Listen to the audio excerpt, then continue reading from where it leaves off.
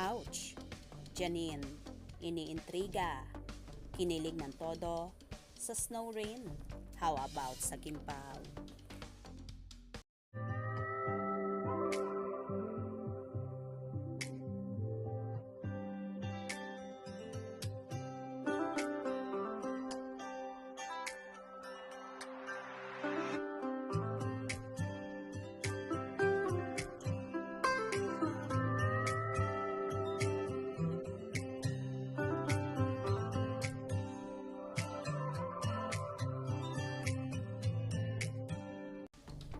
Nagbahagi nga si Miss Maris Racal ng picture nila ni Anthony Jennings sa kanyang Instagram kung saan sila ang partner sa naganap na Star Magical Prom na naganap noong March 14, 2024.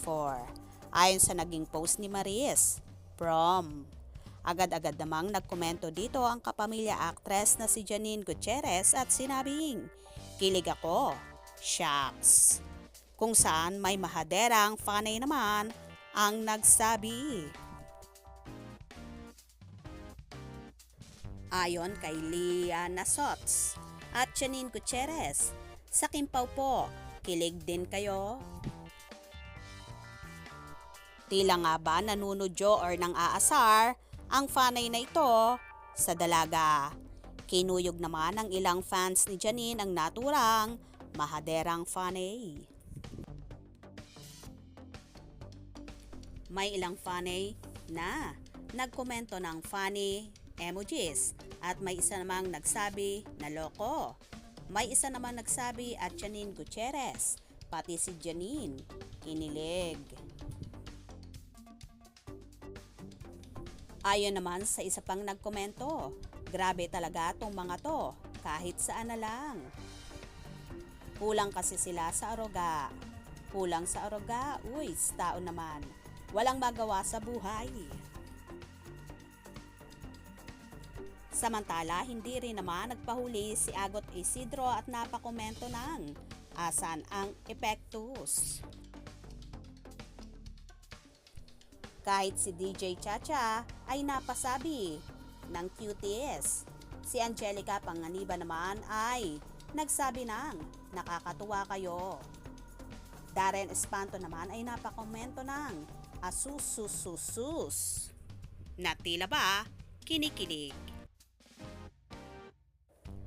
Magkatambal kasi ang dalawa sa primetime bida sa seryeng Can't Buy Me Love ni Donnie Pangilinan at Bel Mariano, kung saan si Maris ay gumaganap bilang si Irene at si Anthony Jennings naman ay gumaganap bilang si Snoop.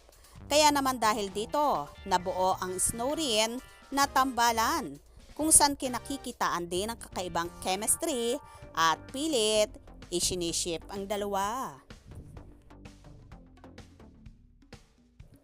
Well, kahit nga ang actress na si Janine ay hindi napigilang kiligin sa Snow rin na super nakakatuwa ang tandem nila. Ganon pa man, wag nang intrigahin pa ang actress sa tambalan naman nina Kim Chiu at Paolo Avellino or mas kilala sa Kimpaw.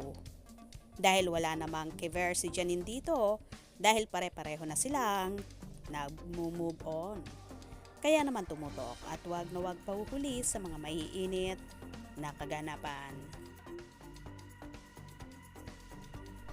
Mga ka-scoop, anong inyong magiging reaction sa bidyong ito?